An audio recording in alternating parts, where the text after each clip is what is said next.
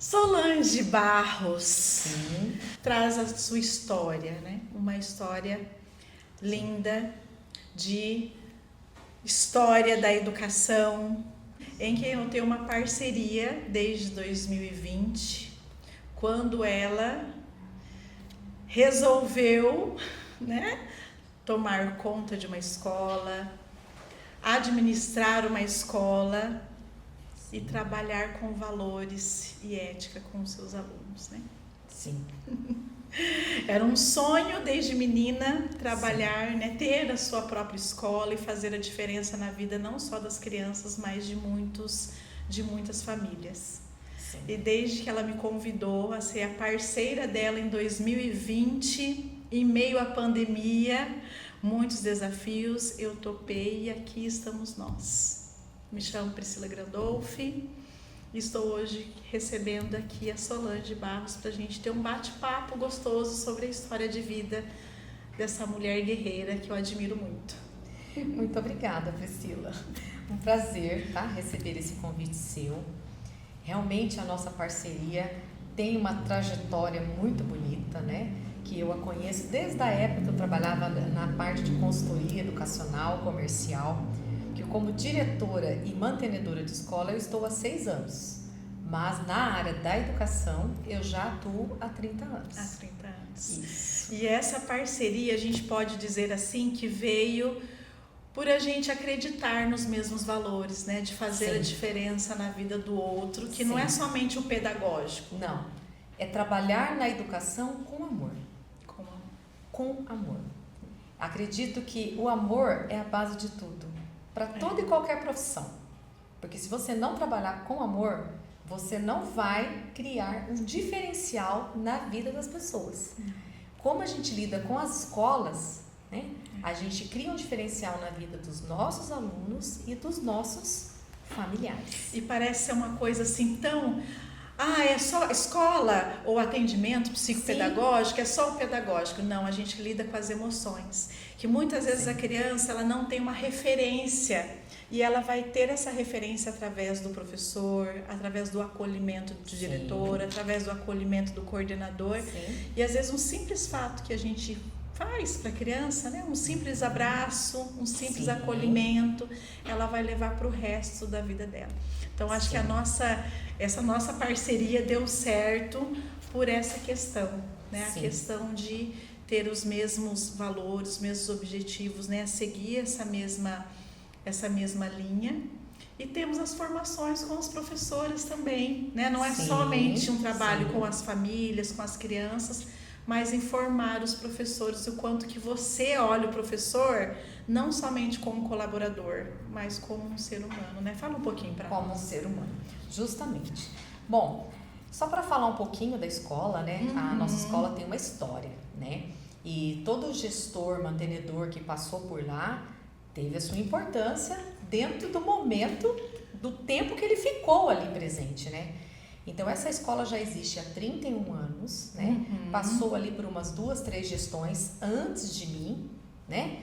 E assumi a escola Atitude, Centro de Educação Infantil Atitude, em 2020, né? Eu assumi e logo em seguida veio a pandemia.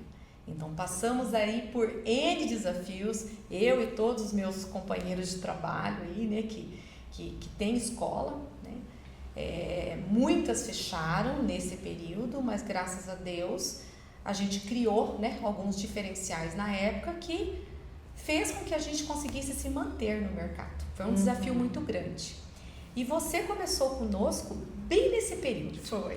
Né? O que nós vamos fazer com os alunos que estavam em casa de forma online, digamos assim, né? Ainda mais a educação infantil. Educação que infantil. O papel não é... Ele é importante, o registro sim, mas a questão motora, a questão da mobilidade para a educação infantil, ela faz a diferença na hora que ela for entrar no processo de alfabetização. O que fazer com essas crianças, né, no período? Justamente. Né? Eu me lembro que na época, eu e a minha coordenadora, a Lucelena, que é meu braço direito na escola, uma educadora aí também com mais de 20 anos de experiência, nós íamos até as famílias presencialmente, uma vez por semana. Então, você imagina o trabalho que a gente teve para ver se estava evoluindo da forma como era para ser feita. A gente gravava vídeos, fazia áudios explicativos, vídeos explicativos de como trabalhar com aquela atividade. Então foi um desafio muito grande e foi algo que a gente teve que aprender. A gente aprendeu a trabalhar de uma forma diferente, né? Então a gente teve que se inovar. E quem realmente teve dificuldade de inovação, bem nesse período, eu comecei a fazer uma outra pós-graduação na PUC de inovação, né? De inovação, justamente para a gente não parar, né? Para a gente, se evoluir. Então, e agora? A gente estava com um desafio e o que eu vou fazer para superar esse desafio, né? Bem dizem que desde quando nascemos até quando morremos, a gente está em constante aprendizado e amadurecimento, né? Que a gente precisa, o quanto que nós crescemos quando vem os desafios. Sim. Porque a vida nos traz desafios diariamente. Sim. E o quanto que a gente cresce e amadurece com esses desafios, né? O quanto que você, a Lúcia, a equipe teve que amadurecer. E como a gente cresceu. Não somente a gente, como a equipe. Tudo bem que a equipe de 6 anos para cá, né? A equipe que eu tenho hoje não é a que estava no início. Alguns ficaram, outros não. Por quê? Não se adaptaram também à minha linha pedagógica, né? Porque cada diretor tem seu perfil, né? Pessoal e profissional, e tem a sua linha pedagógica. Aqueles também que não se enquadraram ou que encontraram outras opções, né, na área da educação, seguiram seus rumos, e desejo a todos aí muitas felicidades. Com né? certeza. Agradeço a todos que passaram pela minha trajetória aí durante os 6 anos. Nós começamos com os vídeos, né? Onde nós lançávamos, né? Na rede social, de apoio às famílias que também estavam com dificuldade, também estavam passando pelo mesmo problema que nós. Ô Sol, e visando que aquilo que nós estávamos falando no começo, a vida tá tão rápida, tudo muito constante, tudo muito para ontem, tudo muito... E assim, tivemos que inovar. Porque aqueles textos informativos que às vezes você, né, as escolas colocavam na agenda para os pais, o pai lia aqueles textos informativos, hoje em dia isso caiu por terra praticamente, né, devido à correria do dia a dia, e os vídeos rápidos fizeram com que desse, né, se aumentasse essa comunicação e informação também para os pais, né, os vídeos ótimos. Tudo que é visual, né, eu falo que é olho no olho, né. O olho no olho aproxima mais as pessoas, aconchega, né? A pessoa consegue enxergar do outro lado a tua vibração, o teu envolvimento com aquela atividade que você está querendo propor, né? Mas até hoje, não estamos mais em pandemia, graças a Deus. Eu envio os informativos e eu ainda gravo os vídeos com aquelas informações principais para poder esclarecer alguma dúvida que tenha ficado ali em algo que foi passado de forma mais formal para as famílias, né? Vamos falar um diferencial que a escola tem, que eu gosto bastante também, gente, são as aulas práticas. Sim. Nós temos um diferencial muito grande, né? Trabalhamos ali com vários especialistas. Eu tenho aula de educação física, eu tenho aula de taekwondo, né? Uma parceria antiga que eu tenho com a Precinato Taekwondo, né? Do Felipe Precinato. Eu tenho com a Escola de Dança Carol Aleixo. A Carol é minha parceira desde o início também. Então, são profissionais que estão comigo desde o início, né? Esse ano eu fechei uma parceria com a Escola de Robótica, a Fábrica do Saber, né? Tenho também a aula de Zumba Kids, que também é ministrada. Tenho trabalho a coordenação motora, agilidade, percepção, movimento, a concentração da criança de uma forma globalizada. E o quanto nós sabemos, né? Sim. Que a questão da atividade física, ela influencia no emocional, no autocontrole, né? E trabalhar também a previsibilidade, porque se a criança tem uma previsibilidade, ela tem ali, ela vai criando uma rotina. Então, hoje eu tenho aula de robótica, hoje eu tenho aula de zumba, hoje eu tenho aula disso, daquilo, e vai criando essa previsibilidade, né? O quanto é importante isso. Para evitar a ansiedade, evitar muitas outras coisas. A gente sabe que isso, o quanto é importante. Sim. E tenho também a parceria de inglês com a FD English, né? Que é um serviço que nós terceirizamos, mas que a gente está atendendo bastante a nossa realidade ali na escola, né? O inglês eu trabalho do C3 ao P5.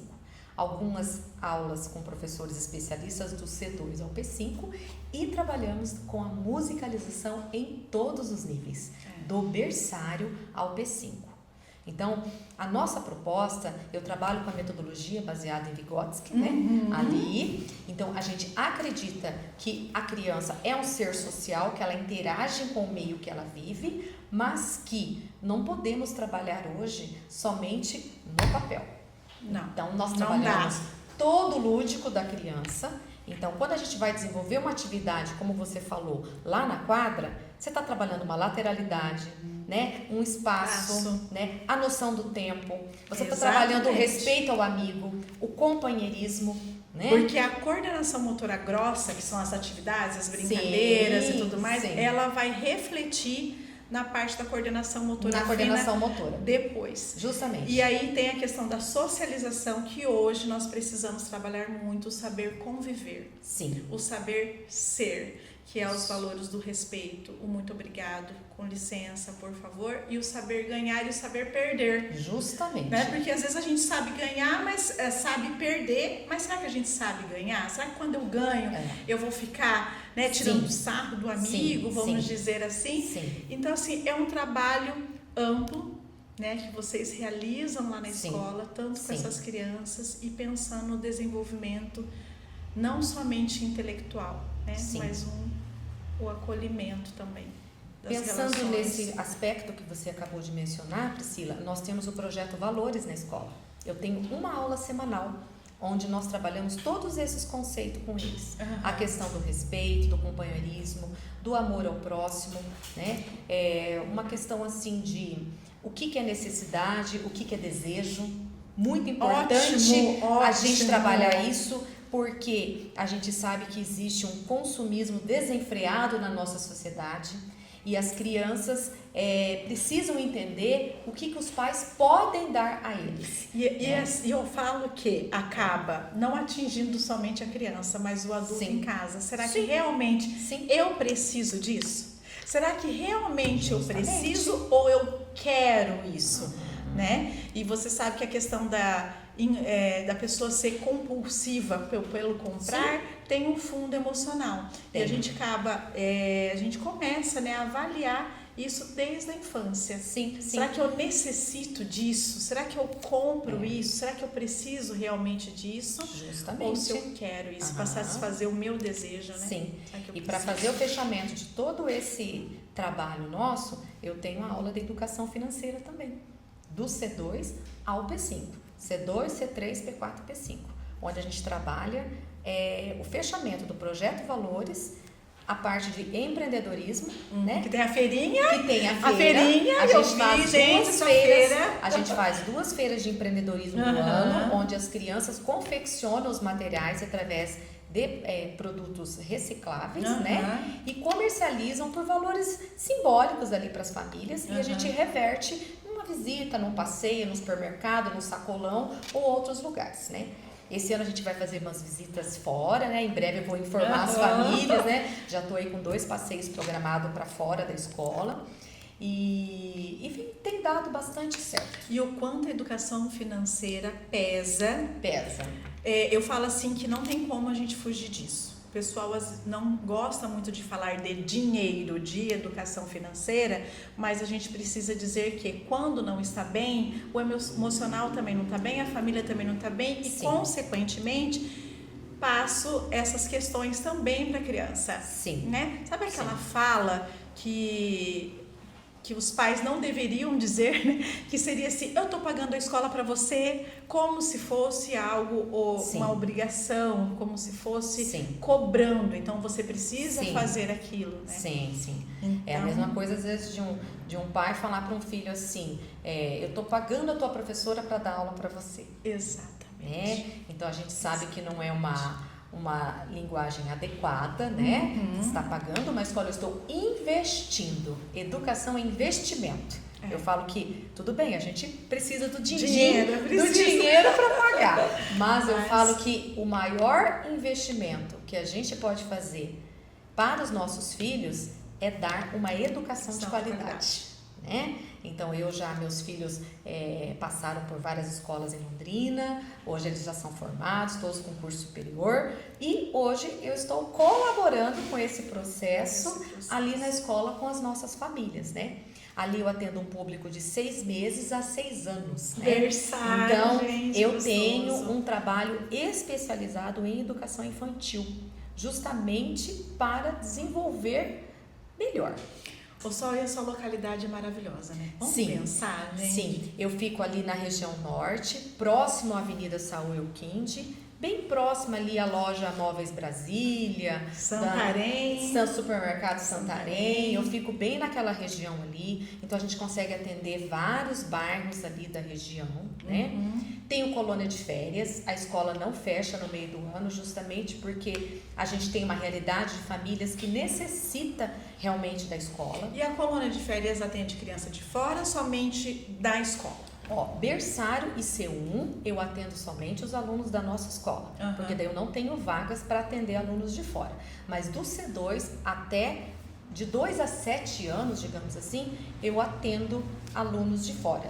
Eu estou perguntando mas com vagas limitadas. Estou perguntando porque eu, enquanto clínica, né, um consultório psicopedagógico, eu não atendo colônia de férias.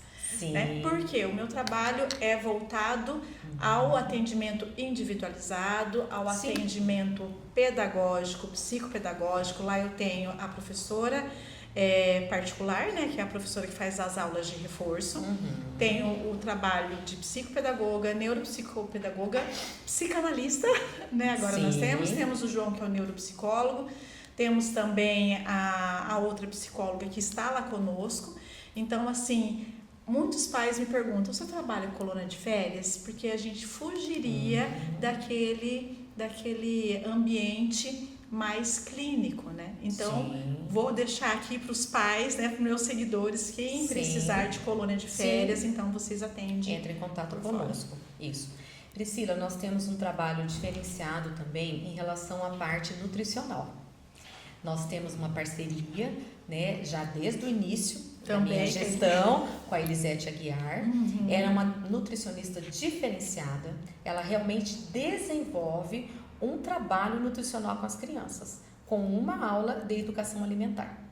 A gente passa para ela, através do cardápio que ela passa para nós, né, semanal, quais são aqueles alimentos que as crianças estão tendo maior dificuldade para se alimentar, e ela faz alguns ajustes ou algumas formas de diferente. Olha, tenta consumir no suco, tenta consumir numa torta, né? Para poder fazer com que a criança tenha uma alimentação de qualidade também. E nós temos a feira, né? Inclusive, de nutrição e do empreendedorismo que acontece na escola de forma simultânea ali. Acabamos de ter uma feira literária. Também apresentamos um projeto, logo mais vai sair na nossa rede social toda a apresentação desse projeto que nós desenvolvemos ontem, inclusive, com as nossas crianças, e essa feira é apresentada de maneira semestral. Vamos falar um pouquinho, brevemente, sobre as crianças neurodivergentes? Como é que está? Porque assim, a gente sabe que as demandas vêm crescendo, né? A gente fala assim, rápido e muito rápido. E como que é essa aceitação na escola? Como que está sendo? Porque a gente sabe que existem casos, muitos casos, que às vezes, por exemplo, no consultório, eu não consigo ter essa demanda de atendimento. E acabo indicando, né, e orientando os pais, realizando essa orientação. Como que está sendo lá na escola? Essa procura, vem tendo ou não, está tranquila? Priscila, a gente tem procura sim, mas assim, a maior dificuldade que a gente tem como escola é a aceitação por parte dos familiares. Eu falo assim, que quando a família aceita que a criança está apresentando algum comportamento diferente, alguma fala diferente, alguma atitude diferente, tudo caminha para o bem. Exatamente. Tudo caminha para o bem.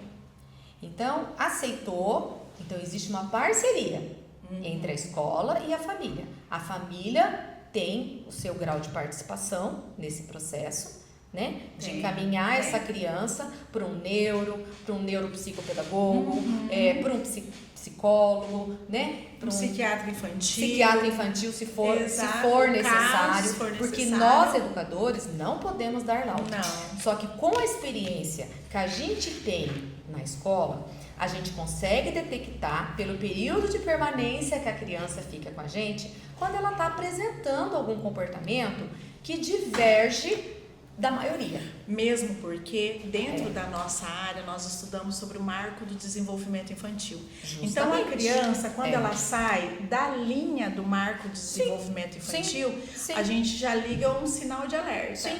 Opa, então eu chamo esse pai, realizo uma orientação, olha, oriento você a procurar um profissional X para realizar uma avaliação. Sim. E existe uma escala, né? É uma escala. A escola dá o alerta porque ela tá ali com a criança 4, 5, 6 horas diárias, então consegue observar, encaminha para um psicólogo ou para o neuropsicólogo. O neuropsicólogo vai fazer uma avaliação ali e ali a gente encaminha para as outras demandas, mesmo porque para fechar um diagnóstico, a gente deixar claro aqui, para a gente fechar um diagnóstico, a gente precisa de uma equipe multidisciplinar.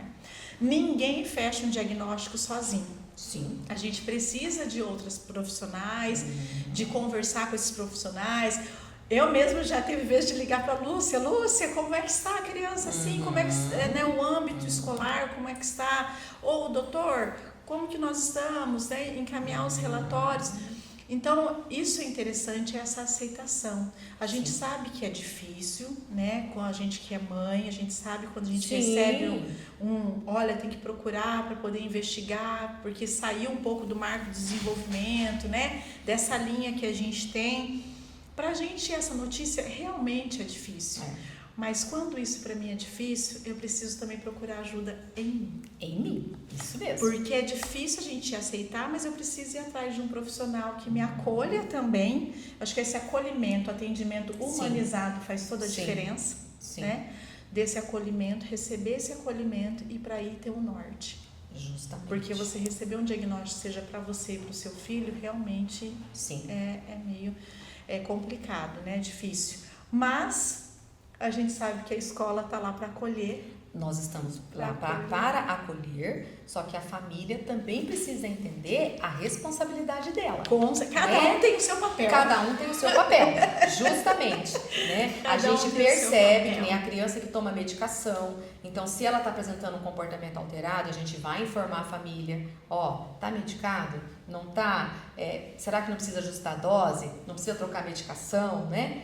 E justamente pelo fato de termos essa preocupação, a gente investe nas capacitações da nossa equipe, né? Porque todos nós educadores, como você mesmo disse, nós tivemos a disciplina de psicologia do desenvolvimento infantil. Exatamente. Todo professor tem. Então a gente sabe qual que é o comportamento esperado entre aspas, para a criança de 6 meses a 1 ano, de 1 ano a 2, de 2 a 3, né? Inclusive, na nossa rede social, a gente posta conteúdos que se referem a uma escola de pais toda sexta-feira.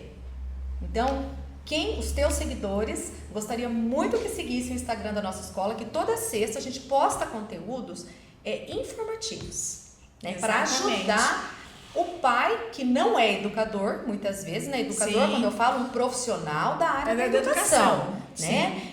Ele não tem essa formação para ter um entendimento como nós temos, né? Pra gente dar um suporte para essas famílias. Gente, que bacana, né? Antigamente tinha escola de pais. O pai tinha que sair da sua escola, da sua casa, né? Da sua zona de conforto, vamos colocar assim, e ir se locomover até a escola para fazer essa escola de pais. E agora temos esse recurso de toda sexta-feira ter esse meio de comunicação, vamos dizer assim, com temas essenciais para a orientação familiar. E de saber que a família não está sozinha. Sim. Ela tem alguém, ela tem um norte ali. E o quanto é importante essas nossas formações com os professores também, né? Porque eu sempre falo para os professores da SOL, eles precisam estar bem para poder atender o outro bem. Sim. Aí nós trabalhamos dinâmicas de grupo, trabalho em equipe. Eu falo assim que cada um tem a sua função dentro de uma escola, mas se eles não tiverem o trabalho em equipe, não entender, às vezes, quando um companheiro está passando por uma determinada situação... Está engrenado, né? A engrenagem. Eu falo assim, que se não houver uma engrenagem, o barco afunda. O barco afunda, né? Então, nós estamos numa maré e essa maré precisa seguir na mesma sintonia, como uma orquestra, não é verdade? Cada um toca o seu instrumento, mas a melodia tem que ficar agradável a todos, né? Senão... E as famílias conseguem enxergar isso. Consegue. Quando existe essa energia positiva dentro de uma escola, né? Mas tá todo mundo falando a mesma língua, a mesma língua. Só que assim, a Sol, sozinha, não vai fazer milagre. Então a gente tem que formar uma equipe. Não está fácil também a gestão de pessoas hoje, né? Não. A seleção de profissionais. Nós estamos aí com algumas formações de cursos aí que não estão atendendo, né? Até nas nossas reuniões de diretores existe um debate sobre isso, da preocupação que nós diretores estamos tendo em relação à formação dos cursos existentes na área da educação. E o quanto esses profissionais saem desses cursos e aí entra numa empresa em que você ainda vai ter que prepará-los, porque eles não saem com a preparação suficiente, principalmente na hora dessa comunicação, socialização entre outros profissionais. Entre outros profissionais. Tirando assim um ou outro profissional, a maioria dos profissionais que eu tenho na escola foram treinados por mim. Mas por formação, né? Formação sua, porque aí você vai moldando. Eu vou moldando dentro da proposta que eu tenho aqui na escola. E nem todos vão se adaptar, né? Nem todos vão se adaptar, né? Porque a gente realmente, o nosso professor faz um planejamento. A gente tem um planejamento semanal, eles têm o dia certo para entregar esse planejamento. Então, a nossa escola é extremamente organizada, né? Nós entregamos pareceres para os pais de forma trimestral. Justamente, a gente entrega de forma trimestral e tem um parecer de cada aluno e a gente faz um atendimento personalizado. A gente determina, hoje é a reunião do berçário do C1. Então, os pais vão até nós e o professor atende esse pai individualmente. Né? Não pôde ir nessa reunião, aí vai ter que marcar um horário com a coordenação para poder passar as informações, porque a gente não pode, né? Tirar o professor de sala para atender o pai no horário de expediente. Mas a gente tem um horário 3 vezes no ano que a gente dedica, né, o nosso profissional para ter um contato pessoal com o pai. E saber que todo esse trabalho é para os pais que acreditam que filhos são para sempre, né? Filhos são para sempre, e a educação é o maior investimento que os pais podem fazer na vida de seus filhos. Sol, muito obrigada. Eu que agradeço, Priscila. Aqui. Foi um prazer estar com você, tá bom? Que a nossa parceria continue aí por muitos e muito tempo. Muito, muito tempo. Obrigada. Os nossos alunos que passam com você são muito bem atendidos. Obrigada.